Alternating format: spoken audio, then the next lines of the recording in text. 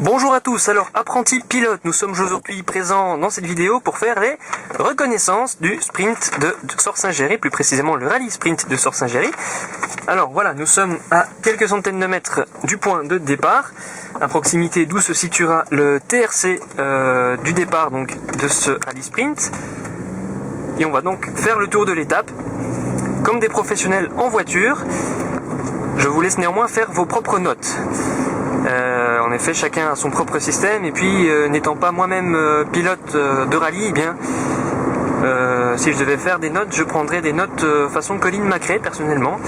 C'est un système qui me va très bien, mais voilà, je vous laisse faire votre système comme vous le sentez. Alors nous sommes ici au départ, qui se situera ici quelque part.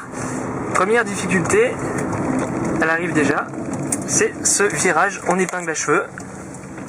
Alors bien sûr,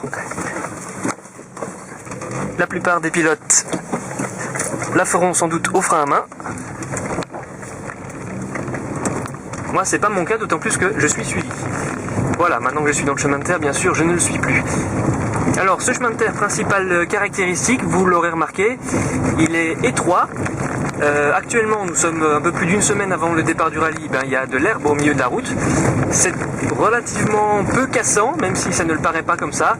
Il a déjà été emprunté plusieurs années pour ce rallye sprint, généralement dans l'autre sens, avec un beau petit jump d'ailleurs là où je viens de faire l'épingle à cheveux. Alors actuellement il est encore plutôt humide et c'est normal, ça fait 3 jours qu'il pleut en pratiquement non-stop. Je profite ici d'une petite accalmie pour faire les reconnaissances, mais forcément ça reste très humide. Alors espérons que sur cette semaine qui nous sépare du rallye, il fera un peu plus sec. On verra ça. C'est pratiquement des passages à gué ici que nous avons. Ceci dit, s'il continue de faire humide, ça pourrait être un très beau passage pour les spectateurs. Alors ici,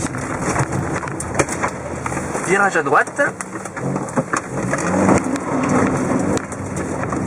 On remonte vers l'ancien Bois Laurent. Enfin, le chemin du Bois Laurent, d'ailleurs, c'est toujours le chemin du Bois Laurent, ça n'a rien d'ancien. Encore que le chemin existe depuis un bon moment.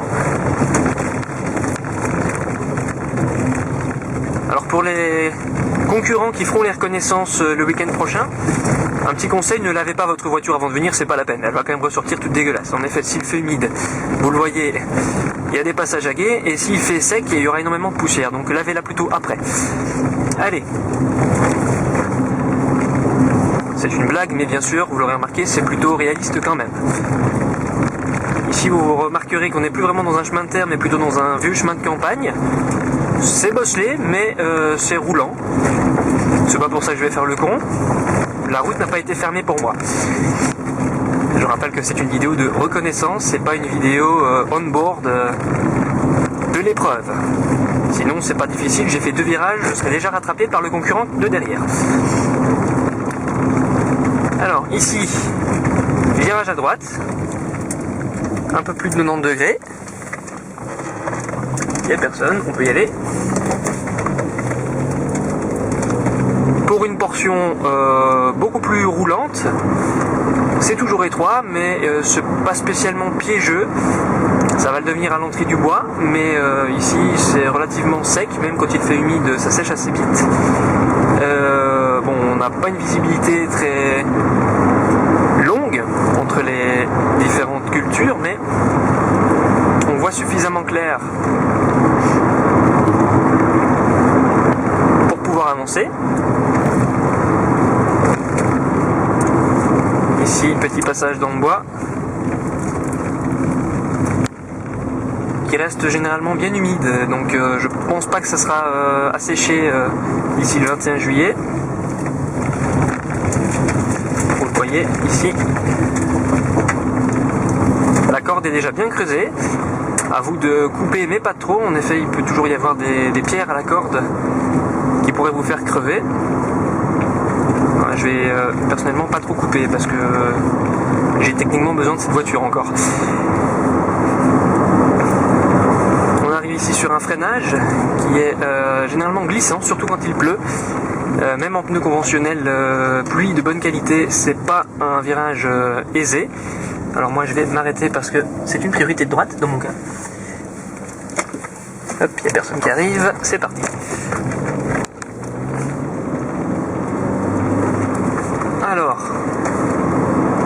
continue maintenant vers le centre du village.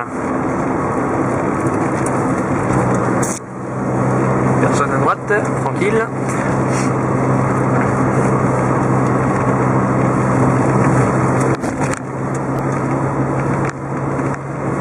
Centre du village, l'enfer pour les reconnaissances avec toutes ses priorités de droite et ses tracteurs agricoles.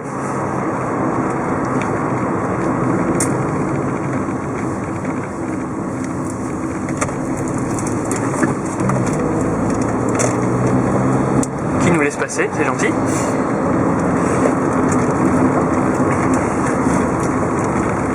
Alors, ici c'est tout droit, je ralentis juste pour la priorité de droite.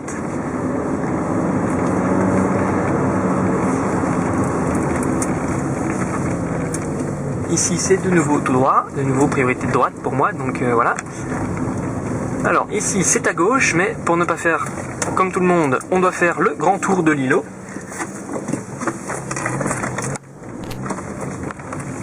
Vous remarquerez que le talus est plus ou moins accueillant, il y a un poteau en face.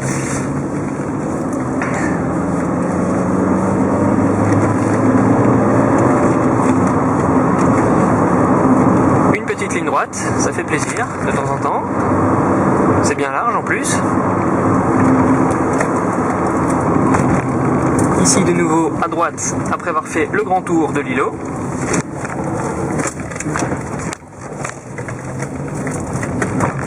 À vous de voir si vous tirez le frein à main ou pas. De nouveau, petite séquence rapide sur un asphalte assez glissant au freinage en conditions humides. Assez important à savoir pour les pilotes amateurs.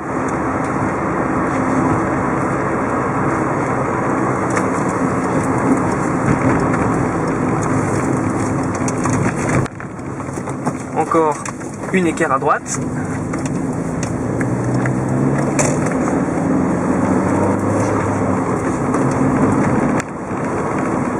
Une petite zone de travaux ici, suffisamment large néanmoins pour pouvoir passer à fond. Le tout c'est d'être revenu dans l'axe de la route à cet endroit-là. Normalement ça ne devrait pas poser de problème, à part peut-être pour les pilotes les plus spectaculaires qui sont à l'équerre tout le temps. D'ailleurs si vous faites partie de ce type de pilote qui aime se mettre à l'équerre, ça fait plaisir aux spectateurs, donc faites-le, vous serez dans ma prochaine vidéo, donc résumé du sprint de Sorsingéry. En le faisant ici, c'est à gauche, vers la rue Longinière. Alors évitez de vous prendre le treillis qui était en face. Il y a du gibier là-bas, ce serait quand même dommage que le gibier s'en aille. Ça risquerait de faire du dégât pour les suivants en plus. Ici, on plonge tout droit.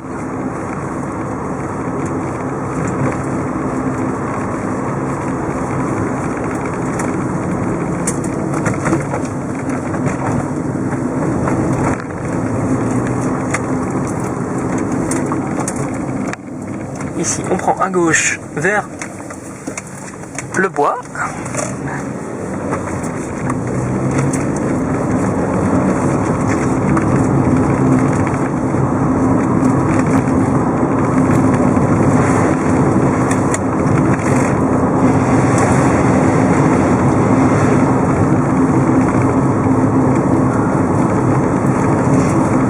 Évidemment, les différentes averses auxquelles nous avons eu droit dernièrement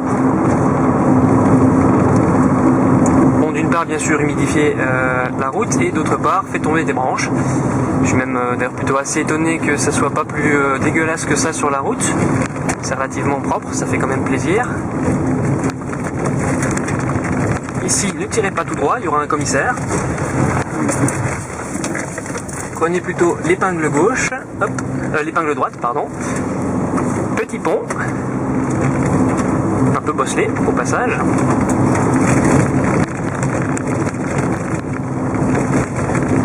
Vous voyez qu'ici, sur l'extrême gauche de la route, c'est toujours très humide.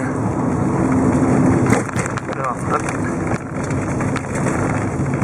Je ne vais pas aller trop vite. En effet, les gens du quartier ont quand même le droit à leur tranquillité. Le rallye n'est que dans 1 semaine et 3 jours. Donc voilà, nous sommes actuellement le vendredi, hein, donc je précise,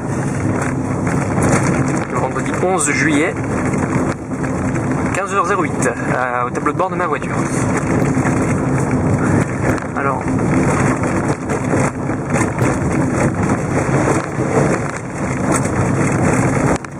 si vous allez le remarquer, le chemin est dans cette zone particulièrement défoncée. D'ailleurs, c'est plus vraiment un chemin.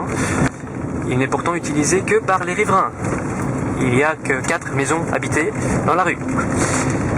On dirait que c'est en permanence pris d'assaut par les tracteurs agricoles et les poids lourds qui défoncent la route, mais non, pas du tout, c'est juste que la route n'a pas été refaite depuis des plombes.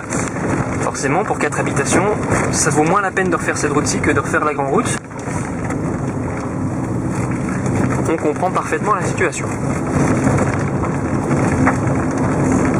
Alors, au carrefour ici, on suit la direction Sivry. On va donc prendre à gauche.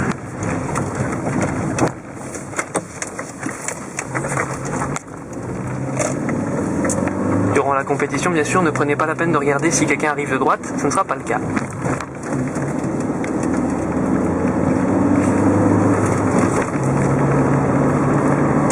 Et ne vous souciez pas spécialement des poulets non plus. Normalement, avec un peu de chance, ils seront enfermés ce jour-là. Si pas, priez simplement pour ne pas péter vos phares anti-brouillard en vous prenant le coq. Bref, allez, donc petite zone toujours bosselée, mais néanmoins large et beaucoup plus roulable que le bois. Bien que, bon, avec une bonne voiture de rallye, on peut attaquer dans le bois aussi. J'évite de le faire simplement parce que d'une part, c'est pas une voiture de rallye que j'ai, mais une voiture de route.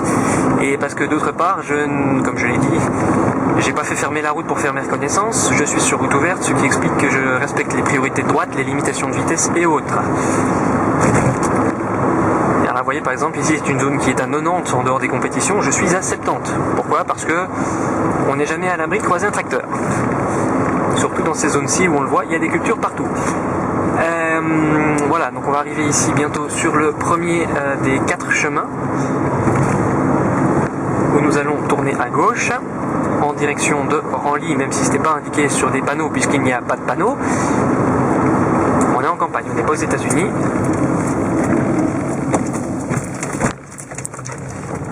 Voilà, premier 4 chemins qui est un 4 chemins particulièrement bosselé.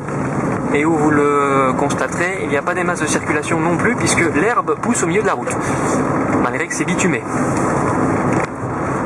Je vous laisse imaginer de quelle qualité est le goudron, hein, pour que la végétation pousse au milieu. Il est vieux, il est poreux.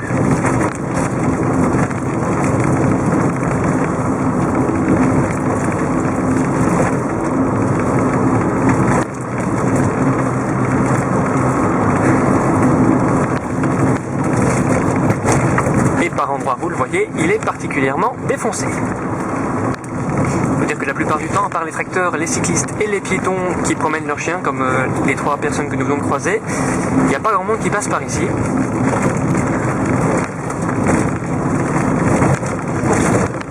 Vous voyez qu'en conditions humides, de nouveau, il y a des trous, il y a des flaques.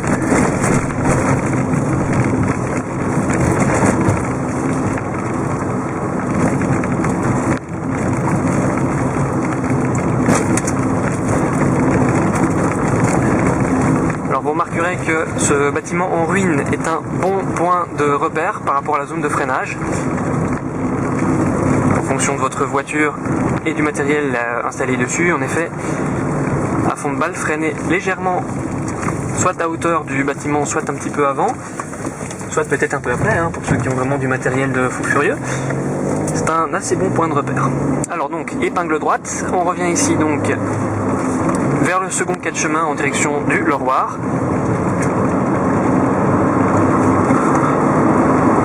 Une zone beaucoup plus roulante que la précédente, de nouveau. C'est un peu la particularité de ce rallye sprint, hein. C'est les changements de rythme au niveau de la qualité de la piste qui permet d'aller soit très vite, soit beaucoup plus prudemment pour éviter de tout casser.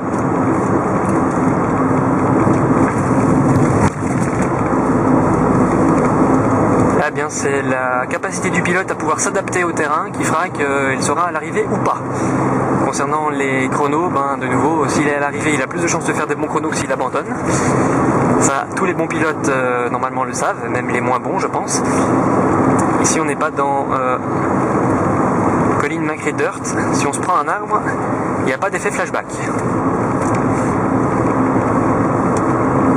arrivons ici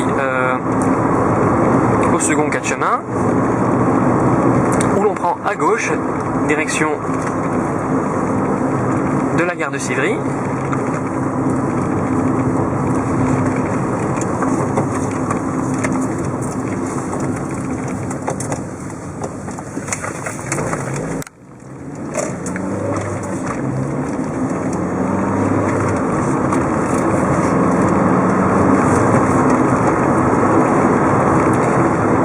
De nouveau sur des routes plutôt roulantes.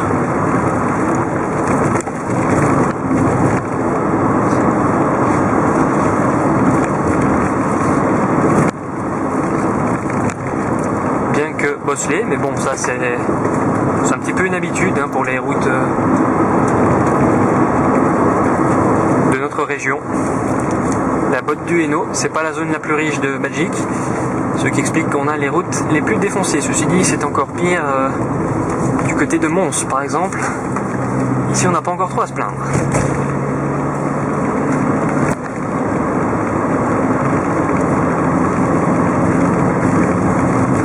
Alors que nous allons bientôt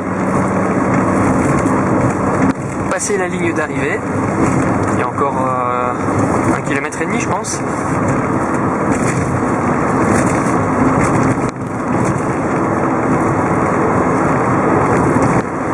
Cette dernière zone, on remarque assez clairement que c'est, comme on dit par ici, du raclapage. Une route assez ancienne, un peu défoncée de tous les côtés, et qu'on a rebouché comme on a pu.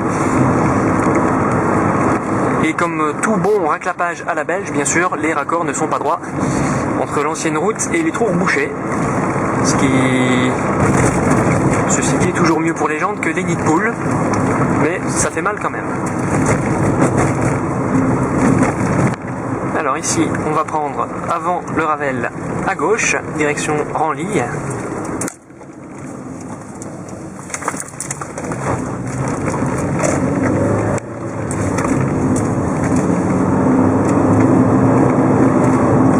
Et c'est ici, donc sur ce tronçon, que se situe la ligne d'arrivée. Alors je ne sais pas vous dire exactement où, puisqu'elles ne sont pas encore tracées sur la route, tout comme ne l'était pas d'ailleurs la grille de départ. Mais voilà, c'est en tout cas sur cette zone-ci que s'achève cette vidéo. On va encore aller un petit peu plus loin.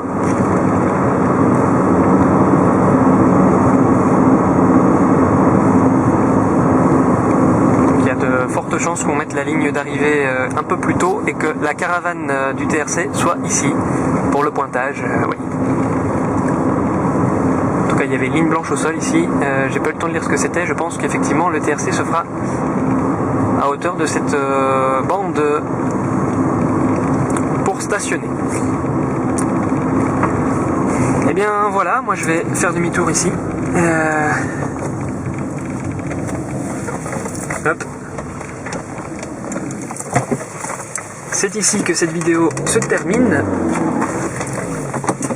J'espère que aussi bien les novices que les pilotes qui participeront cette année au Rallye Sprint de Sorsingéry trouveront cette vidéo utile pour leur reconnaissance. En effet, les passages ne sont pas spécialement très limités en Rallye Sprint, mais en tout cas pour les pilotes qui ne sont pas de la région et qui ne peuvent pas limer les routes de la région comme ils le veulent, eh bien voilà, elle est mise à disposition de tout le monde. Donc voilà, si vous avez aimé cette vidéo, ben, n'hésitez pas à la liker, à partager également. Et puis voilà, on se retrouve dans quelques jours, donc avec la vidéo du résumé de ce Rallye Sprint de Sorsingéry 2014, rallye qui aura lieu comme tous les ans le 21 juillet, fête nationale belge. Une date facile à retenir, du moins pour les Belges.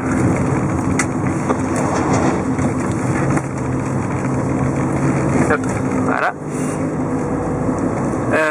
Donc voilà, on se retrouve également entre temps ce week-end, donc dès demain, hein, les 12 et 13 juillet, sur le circuit Jules Tachny à Mettey, pour le championnat du monde de rallycross, où nous retrouverons entre autres un certain Peter Solberg. Ah bah allez, je vais aller par là moi. Allez, bye bye, à plus.